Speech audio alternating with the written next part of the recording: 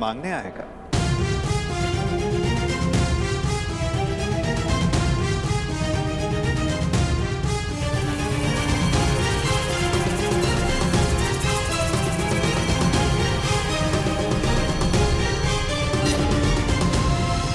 आगे बढ़ो दुर्योधन।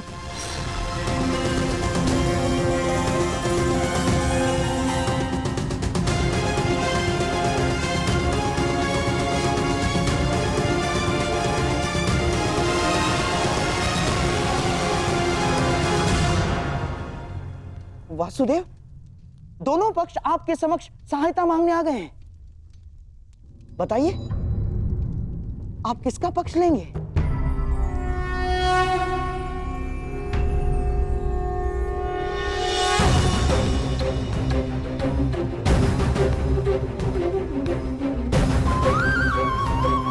ये विचारों की सहायता नहीं है गांधार राज, ये युद्ध के लिए मांगे जाने वाली सहायता है, जो मुझसे नहीं द्वारिका से मांगी जा रही है।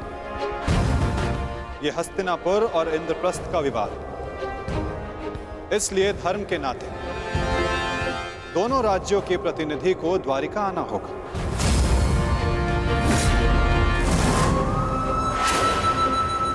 और जो सबसे पहले द्वारिका आकर मुझसे समर्थन मांगेगा, वो महाभारत में मुझे अपने साथ खड़ा पाएगा।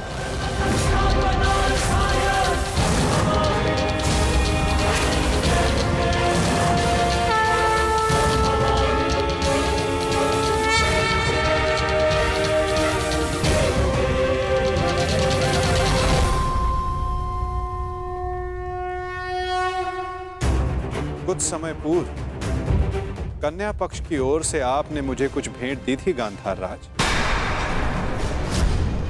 ये भेंट सदैव आपको अपनी पराजय स्मरण कराती रहेगी वासुदेव। परंतु अब उसकी कोई आवश्यकता नहीं, क्योंकि युद्ध में सम्मिलित होने के बाद उन पासों का मेरे लिए कोई महत्व नहीं रह जाता।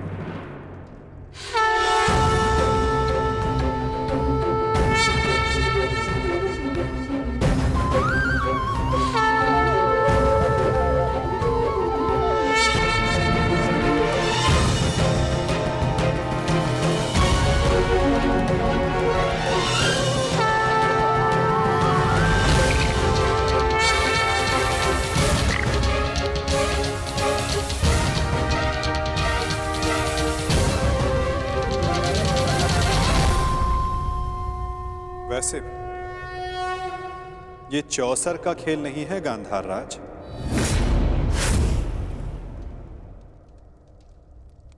ये एक महायुद्ध है, जिसके अंक केवल पौ 12 तक सीमित नहीं रहने वाले। ये खेल बहुत बड़ा होगा, जिसका आरंभ शंखनाद से होगा और अंत शस्त्र संधान से।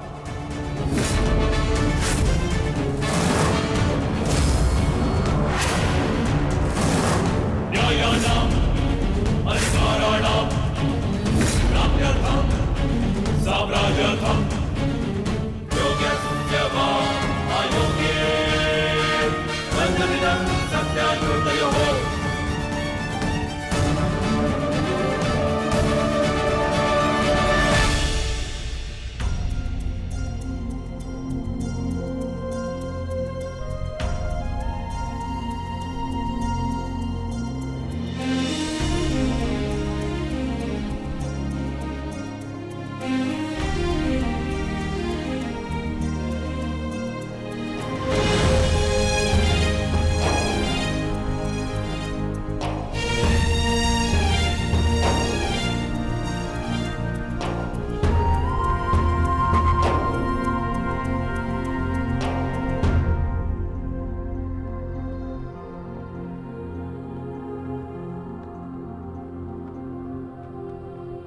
सदा प्रसन्न रहना।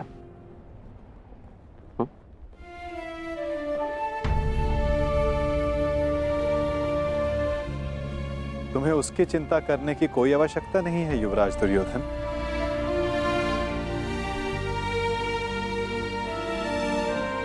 द्वारका में लक्ष्मण वधु बनकर नहीं, पुत्री बनकर प्रेम और सम्मान से रहेगी।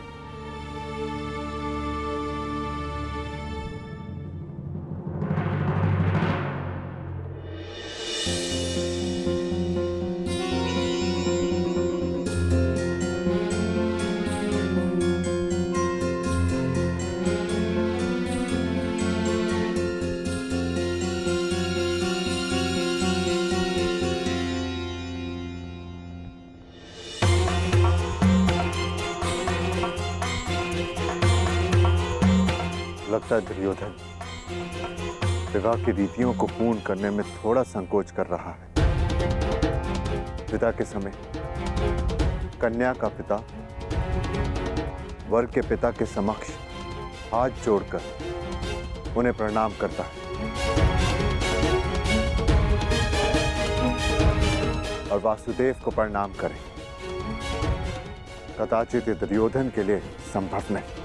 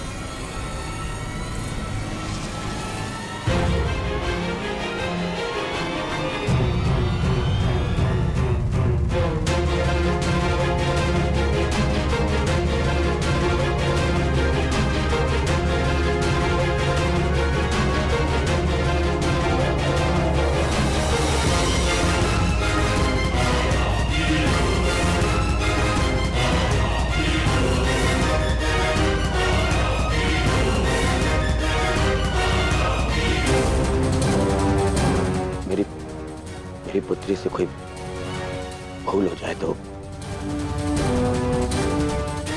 उसे क्षमा कर दीजिएगा।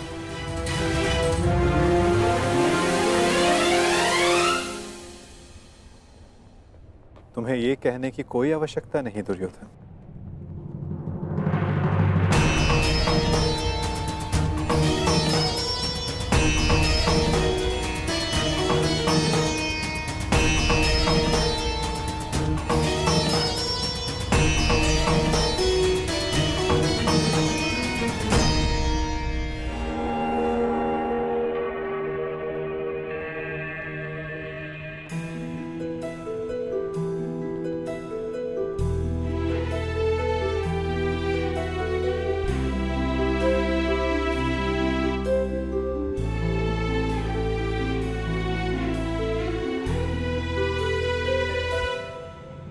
सदा सौभाग्यवती भव।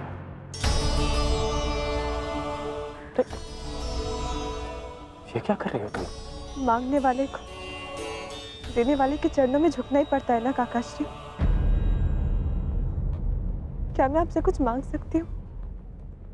अवश्य पुत्री। सदैव के भांति पिताश्री का साथ दीजिएगा, उनका ख्याल रखिएगा। आप उनके मित्र हैं, उन्हें समझते हैं। इस समय उन्हें सबसे अधिक आपकी आवश्यकता है काकाश्री। मैं तो सदा तुम्हारे पिता के साथ हूं, परंतु जो तुम्हारे पिता ने किया उस युद्ध में, वस्त्रहरण में, मैं उसे क्षमा नहीं कर पाऊंगा।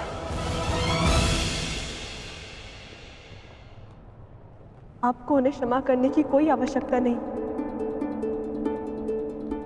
परंतु पिताश्री को आपकी आवश्यकता है काकाश्री। उन्होंने जो भी किया उसके लिए आप उन्हें क्षमा मत कीजिए, परंतु केवल मेरे लिए, अपनी मित्रता के नाते।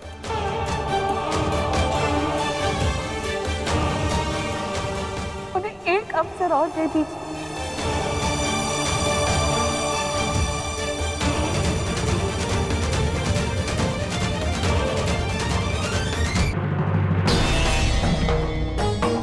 आज्ञा दीजिए गांधार नरेश। द्वारिका प्रस्थान करने का समय हो गया है।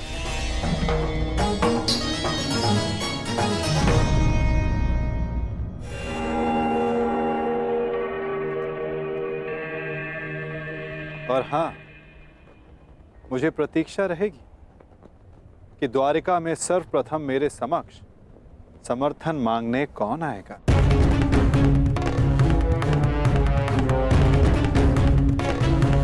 प्रणिपात।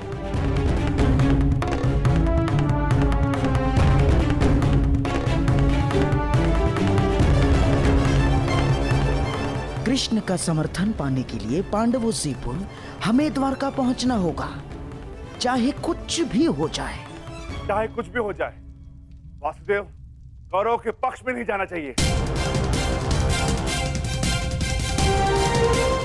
चिंता मत करो भाई, वासुदेव का समर्थन हमें ही मिलेगा। दुर्योधन से पूर्व मैं जाऊंगा वासुदेव के पास। तो ठीक है जय, मैं भी आपके साथ चलूंगा।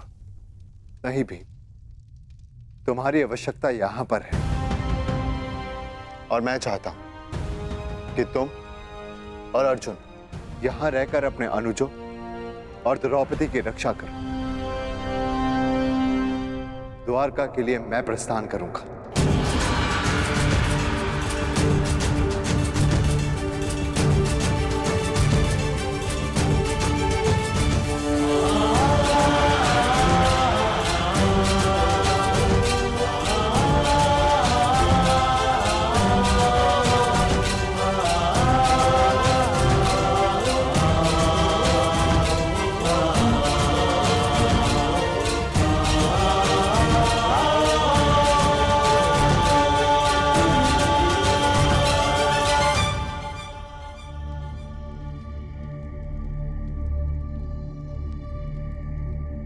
क्या हुआ पांचाली?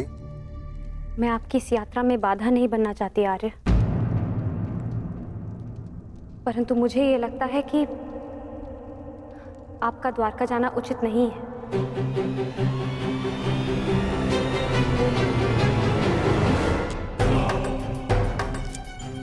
ये दुर्योधन भी इतने महत्वपूर्ण समय पर कहां चला जाता है, और ये जानते हुए भी कि उसे शीघ्र अतिशीघ्र द्वारका के लिए प्रस्थान करना है। कहां गया होगा ये?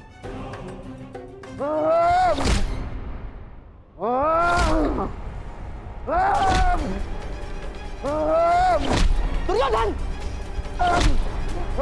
दुर्योधन! ये क्या कर रहे हो तुम? स्वयं को चोट क्यों पहुंचा रहे हो दुर्योधन? जो चोट मुझे पहुंची है उसके समक्ष कुछ भी नहीं है, छोड़िए मुझे। अरे पर क्रोध किस पर है तुम्हें? अपने आप के ऊपर है, स्वयं के ऊपर है।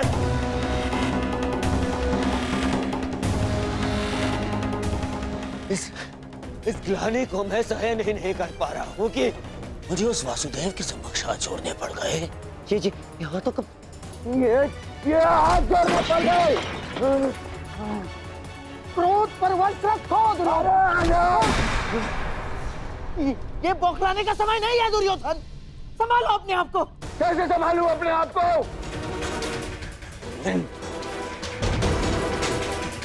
इन हाथों को मैंने उस जलीय कृष्ण के समक्ष जोड़ा था, इन हाथों को। परंतु अब ये भूल दोबारा नहीं होगी। दोबारा नहीं होगी क्योंकि अब इन हाथों का अस्तित्व ही नहीं रहेगा। इन हाथों का अस्तित्व ही मिटा दूंगा मैं। इन हाथों की आवश्यकता है अभी दुर्योधन। युद्ध में शत्रु का वध करने के लिए मूर्ख मत बनो। पर यही हाथ शत्रुओं के सामने जोड़ने पड़े ना मामाश्री।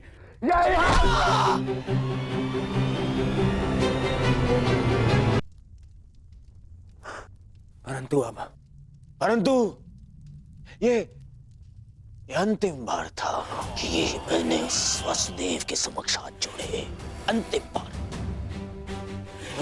चलिए वासुदेव ने समर्थन के लिए द्वारका बुलाया है ना मुझे, नहीं जाऊंगा। क्या? देखो देखो दुर्योधन, भावनाओं में मत बहो, अपनी बुद्धि का प्रयोग करो। मानता हूं कि वो कृष्ण हमारा शत्रु है, परंतु ये मत भूलो, युद्ध अब समीप है, महायुद्ध आने वाला है, और केवल द्वारका ही है जिसका समर्थन हमें इस युद्ध में विजय दिला सकता है। दुर्योधन, तुम्हें कृष्ण के समक्ष हाथ जोड़कर समर्थन मांगने के लिए जाना होगा। दुर्योधन, जाना होगा तुम्हें।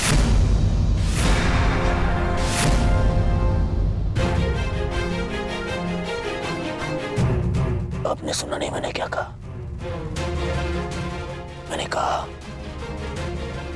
मैं उस कृष्ण के समक्ष हाथ नहीं जोड़ूंगा, नहीं जाऊंगा तो नहीं जाऊंगा। उसे पांडव को समर्थन देना है ना, दे दे। मैं केवल इतना जानता हूं कि मैं उस कृष्ण से समर्थन की भीख मांगने के लिए नहीं जाऊंगा। परंतु ऐसा क्यों? ज्येष्ठ का द्वारका जाना उचित क्यों नहीं है? इन्हें शीघ्र ही निकलना चाहिए। यदि हम समय पे द्वारका नहीं गए तो दुर्योधन को वासुदेव का समर्थन मिल जाएगा। और तुम ये मत भूलो कि मैं कुछ नहीं भूल रही हूँ वृकोदर, ना अपने खुले केश, ना ही अपनी प्रतिज्ञा, और ना ही वो अपमान, और ना ही मैं ये कह रही हूँ कि हम सब द्वारका ना जाएं। मैं केवल ये कह रही हूँ कि आपका द्वारका जाना उचित नहीं है। तो फिर द्वारका कौन जाएगा?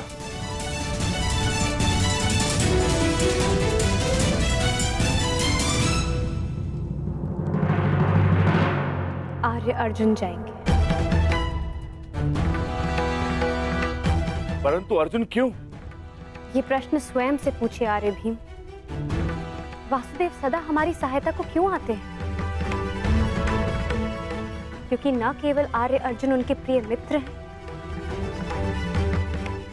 परंतु उनकी बहन सुभद्रा के पति भी। और आर्य अर्जुन के वहां जाने से हमारा पलड़ा दुर्योधन से कहीं अधिक भारी होगा। मैं पांचाली से सहमत हूं। तुम्हारा क्या मत है अर्जुन?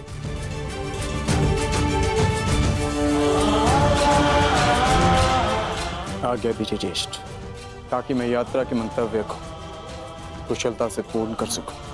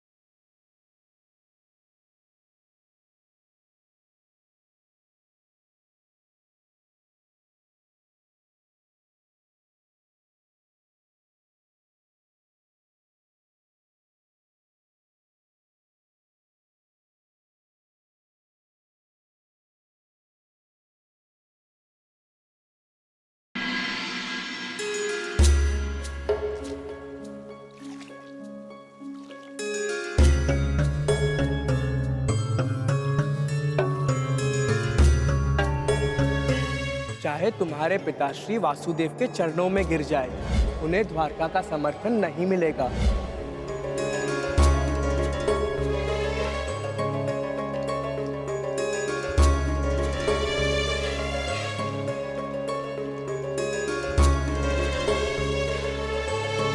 पात्र का जल छलक रहा है लक्ष्मणा।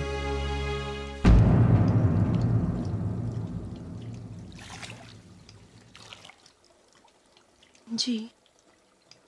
मैं तुम्हारे मन के पात्र की बात कर रहा हूं पुत्री। तुम्हारा मन इतना अशांत क्यों है?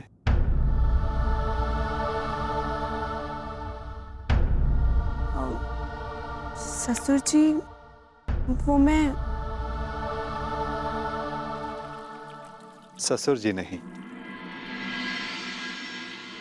पिताश्री।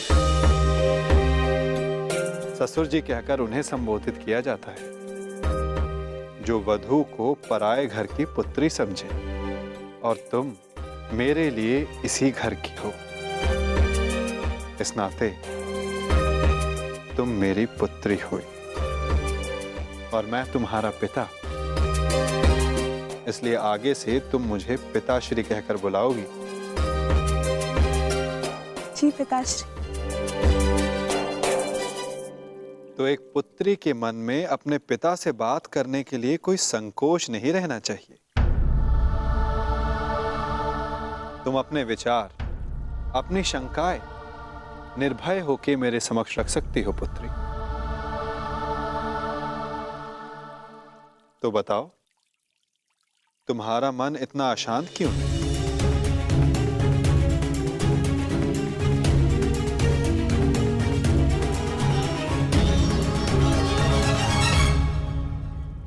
मैं जो भी कहूंगी स्पष्ट कहूंगी। मैंने अपना कर्तव्य सदैव पूर्ण करने में विश्वास किया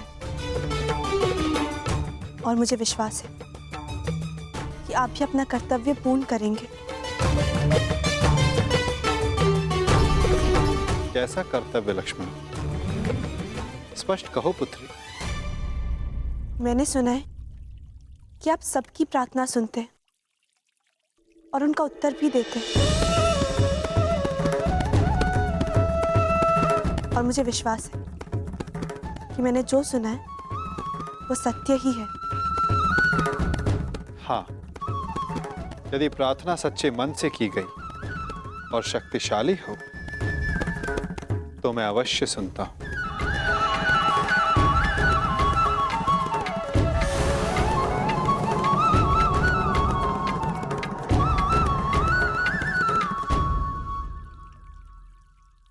प्रतीत होता है कि ये स्थान इस भारी वार्ता के लिए उपयुक्त नहीं है। तुमने द्वारका के राजभवन के उपवन देखे? बड़े सुंदर हैं। आओ, मैं तुम्हें उपवन विहार करवाता हूं। सात्विक, शीघ्रता करो।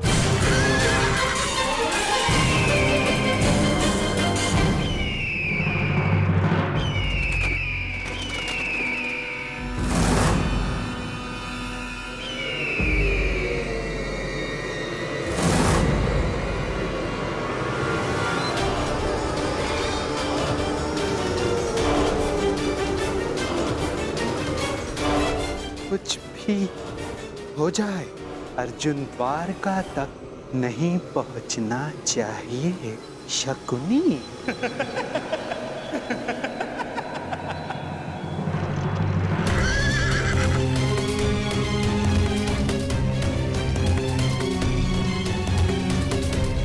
द्वारका का ध्वज, अर्थात मैं वासुदेव के निकट हूं, द्वारका के निकट।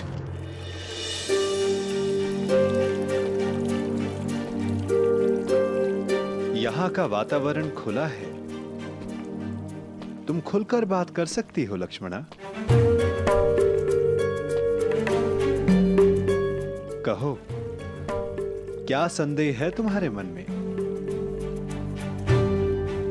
संदेह है कि आप समर्थन के लिए पिताश्री को नहीं चुनेंगे। मन नहीं मानता परंतु आज तक जो भी हुआ, जब उसे देखती हूँ तो मस्तिष्क में प्रश्न उठता है कि आप पक्षपात तो नहीं करेंगे? कैसा पक्षपात पुत्री? आपने कहा था कि द्वारका में जो भी आपके समक्ष सबसे पहले पहुंचेंगे, आप उन्हीं का समर्थन करेंगे। तो यदि पिताश्री पांडवों से पूर्व आपके समक्ष आ जाए, तो आप उन्हीं का समर्थन करेंगे ना? उन्हीं को चुनेंगे ना?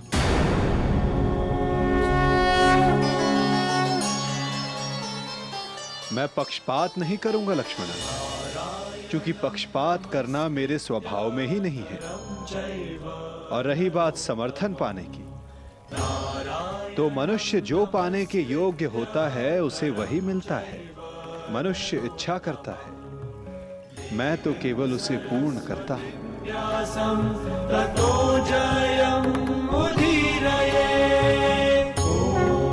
प्रतीत होता है कि तुम्हें तुम्हारे प्रश्न का उत्तर अभी तक नहीं मिला।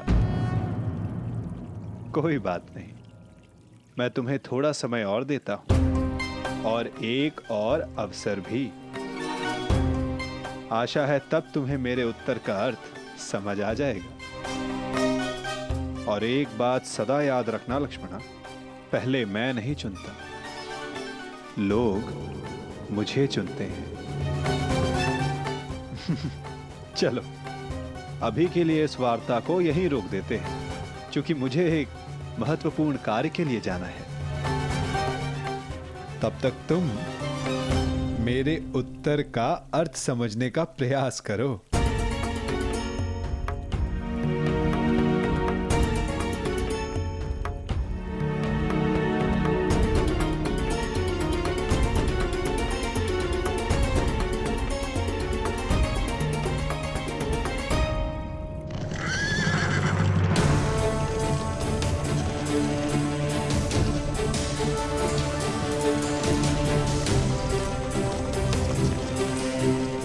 प्रतीत होता है वासुदेव कहीं के लिए प्रस्थान कर रहे हैं। शुभ चिन्ह है, मुझे मार्ग में ही वासुदेव के दर्शन हो जाएंगे। मुझे अभी जाकर उनसे मिलना चाहिए। सारथी, शीघ्रता करो।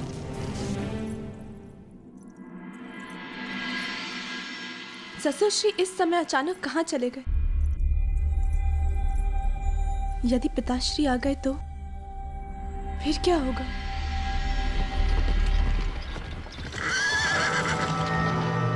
सुनिए महोदय, वासुदेव कहाँ है? जी वो तो उस ओर अपने शिविर में है। चलो सारथी।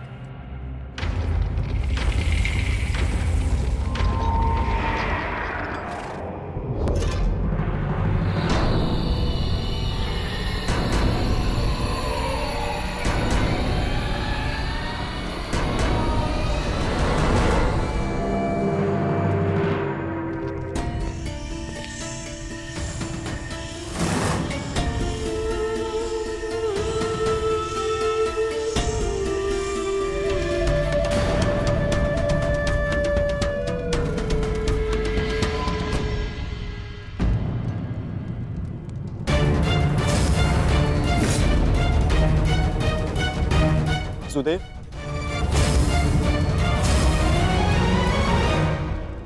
वासुदेव, स्वागत है।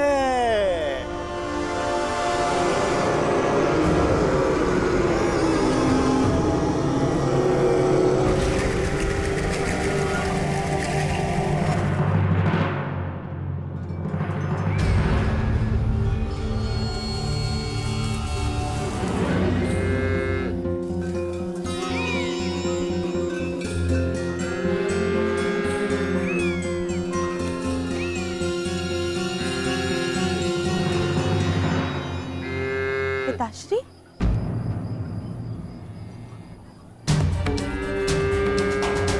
मुझे लगा था कि आप किसी महत्वपूर्ण कार्य से बाहर गए, परंतु आप तो यहाँ गौ माता को भोजन खिला रहे हैं। जो समस्त संसार को भोजन प्रदान करती है, उस गौ माता को भोजन करवाना क्या महत्वपूर्ण कार्य नहीं पुत्री? नहीं नहीं पिताश्री, मेरे कहने का तात्पर्य वो नहीं था, परंतु मुझे लगा कि आप द्वारका से बाहर गए। मैंने कहा था कि मैं किसी महत्वपूर्ण कार्य के लिए जा रहा हूं, ये नहीं कि मैं बाहर जा रहा हूं। हमें सदा वहां होना चाहिए जहां हमारी आवश्यकता हो, फिर चाहे वो द्वारका के अंदर या फिर द्वारका के बाहर किसी स्थल पर। स्वागत है प्रिय अर्जुन। मैं हूं वासुदेव, पौंड्रक वासुदेव।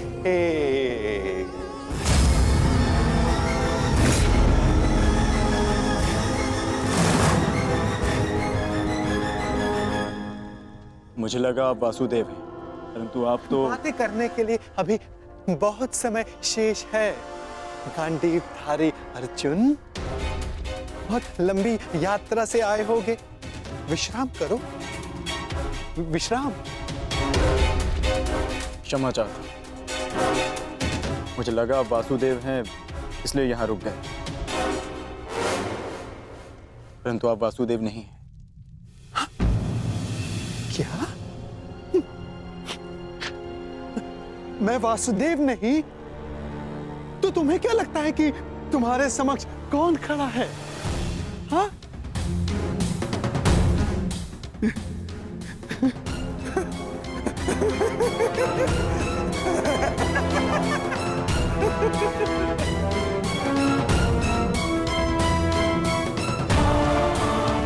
क्या हुआ अर्जुन?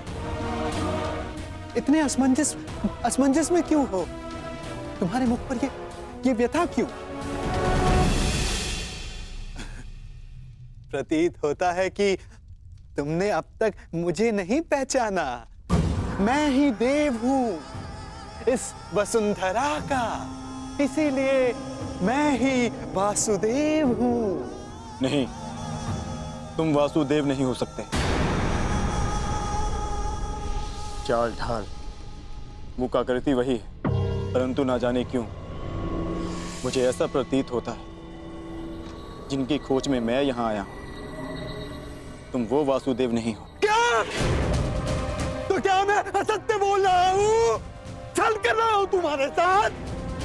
हाँ?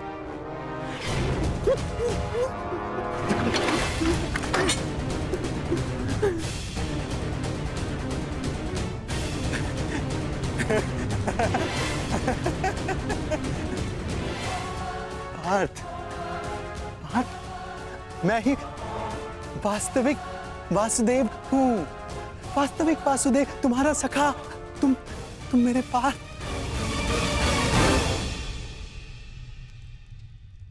परंतु तुमने मुझे पहचाना नहीं। बहुत पीड़ा हुई मेरे हृदय को। परंतु इसमें तुम्हारा कोई दोष नहीं, कोई दोष नहीं तुम्हारा अर्जुन, कोई दोष नहीं। इसमें दोष है तो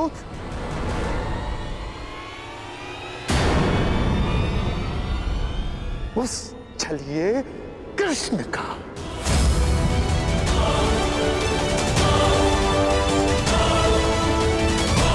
जिसने तुम्हारे जैसे ना जाने कितने भोले भाले लोगों को ठगा है, छला है, तुम्हें छला है।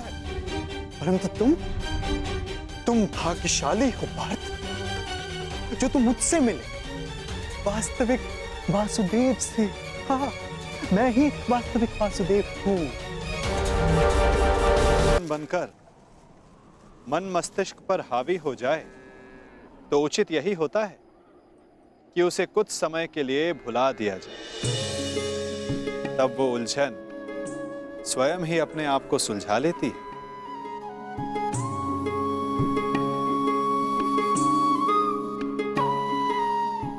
मुझे ज्ञात है कि आप सब जानते हैं, ये भी कि इस समय मैं अपने पिताश्री के विषय में सोच रही हूँ। मानती हूँ कि इसमें मेरा अपना स्वार्थ है, परंतु क्या ये आपका कर्तव्य नहीं कि आप मेरे पिताश्री को एक अवसर दें? अब तो वो आपके भी संबंधी है, क्या उनकी सहायता करना आपका कर्तव्य नहीं? मैं अवसर हर मनुष्य को देता हूं, परंतु अवसर का लाभ मनुष्य उतना ही उठा सकता है जितने के वो योग्य हो।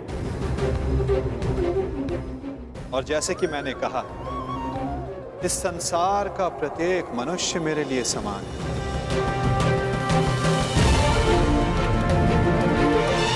मनुष्य मुझे चुनता है, मैं मनुष्य को नहीं चुनता।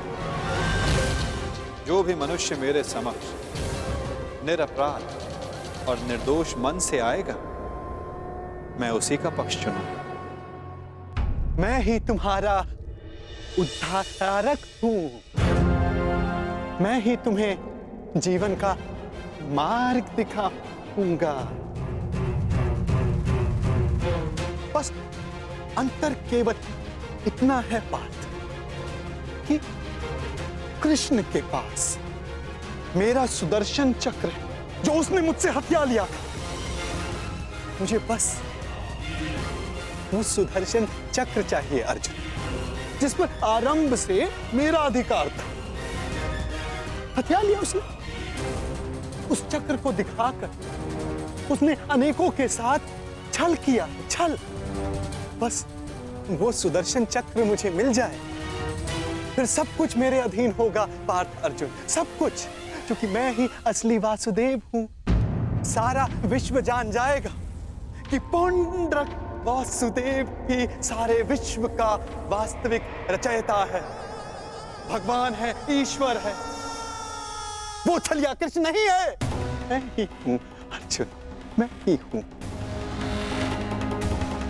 और वो छलिया कृष्ण ढोंगी है, पाखंडी है, छलिया है ना अर्जुन, है ना? ये तो निश्चित है, ये वासुदेव ने, परंतु फिर इसने वासुदेव की पोशाक क्यों धारण की है?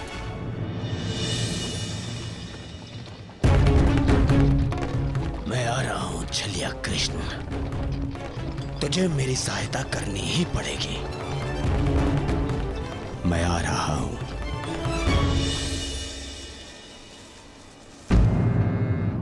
क्या हुआ पिताश्री? ये गऊ इतना व्यथित क्यों है? चूंकि ये जानती है कि अब समय हो गया। कौन सा समय?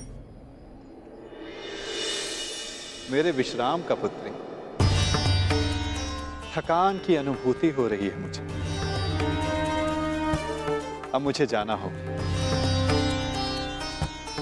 मुझे उस समय वासुदेव के समीप रहना होगा, ताकि उन्हें किसी भी प्रकार का पक्षपात करने से रोक सकूं। मुझे पता है लक्ष्मणा कि तुम्हारे मन में क्या चिंता है, परंतु मेरा विश्वास करो, जो भी मेरे समक्ष प्रथम आएगा, मैं उसी का समर्थन करूंगा।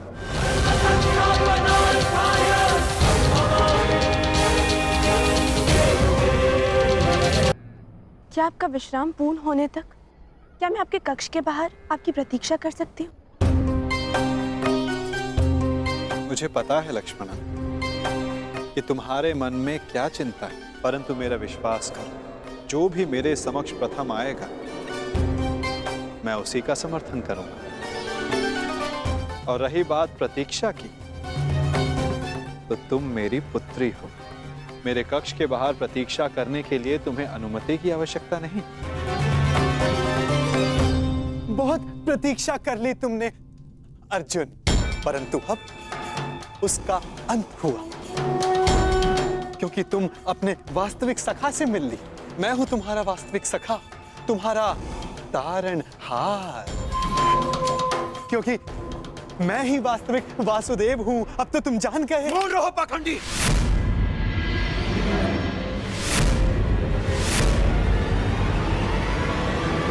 तुम्हें क्या लगता है, कि वासुदेव की पोशाक धारण कर लेने से तुम वासुदेव बन सकते हो? दया आती है तुमको देखकर अर्जुन। जो पहले आया तुम्हारे समक्ष उसी को वासुदेव समझ लिया। हाँ? बहुत बड़ी भूल कर रहे हो तुम, परंतु अब तुम चिंता मत करो पार्थ अर्जुन। अब तुम मुझसे मिल लिए हो ना, सब ठीक हो जाएगा। मैं तुम्हारी इस भूल को सुधारूंगा। भूल तुमने की है और आंखें भी तुम्हारी बंद हैं। वासुदेव कर्म में विश्वास रखते हैं, दिखावे में नहीं। पर वास्तविक वासुदेव अपने आप की प्रशंसा नहीं करते और ना ही दूसरों की आलोचना। उनके कर्म ही उन्हें वासुदेव बनाते हैं और वो स्वयं से पूर्व संसार के हित की सोचते हैं। परंतु तुम केवल स्वार्थी मनुष्य हो जो अपने आप को वासुदेव कहते हो। सत्य तो यह है कि तुम्हें वासुदेव का अर्थ भी नहीं पता, नहीं समझते तुम। स्वप्न से बाहर निकलो, सत्य क्या है उसे समझो। कौन रहो दुस्साहसी, इतना दुस्साहस तुम्हारा कि यहाँ पर मेरे समक्ष ऐसी बातें कर रहे हो। तुम्हें अंदेशा भी नहीं है कि नियति तुम्हें मेरे समक्ष लेकर के आई है, क्योंकि तुम अनुचित मार्ग पे जा रहे हो अर्जुन। मैं तुम्हें सही मार्ग दिखाना चाह रहा हूं। परंतु मैं समझ गया कि यह सब मुझे मेरे उचित मार्ग से भटकाने का प्रयत्न था, और इस बात का भी अनुमान है मुझे कि यह सब करने के लिए तुम्हें यहां किसने भेजा है।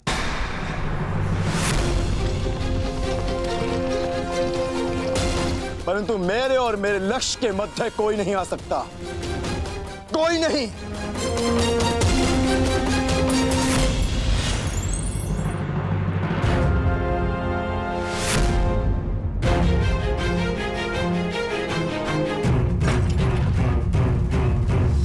मेरे समक्ष आओ, अपने आप को वासुदेव कहने वाले बहरूपिये, समक्ष आओ। हाँ, उचित कहा तुमने अर्जुन, मैं बहरूपिया ही हूँ। कई रूप है मेरे। माखन चोर, कान्हा, बंसीधर और रणछोड़। इसीलिए रन छोड़कर भाग रहा हूँ।